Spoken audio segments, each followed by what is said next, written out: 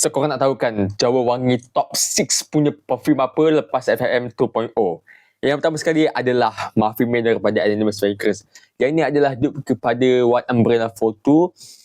Dan bau dia macam bau muffin nasi tau.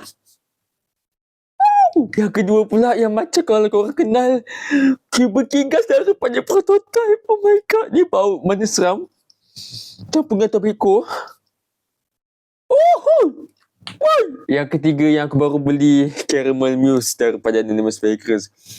Yang ni adalah dupe kepada Bianco Latte. Dan bau dia, bau caramel campur dengan bau kopi, coklat, something like that, dan susu.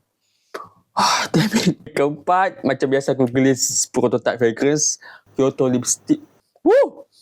Dia bau iris, Lactonic, vanilla. Lipstick. Dan yang kelima adalah Morning Brew daripada MKE Parfum. Yang ni kan, dia macam buttercream latte. Kena mulut aku. Campur dengan dark coklat, campur dengan kopi memang. Dia manis. Buttercream, madu, something like that. Dan yang last sekali adalah Pero Palo Santo.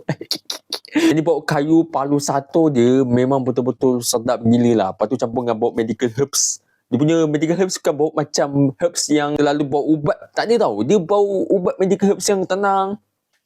Yang ada bau kayu, betul-betul bau macam kayu birch tu lah. So ni adalah top 6 Jawa Wangi untuk 2025. Memang tak dikalahkan yang 6 ni.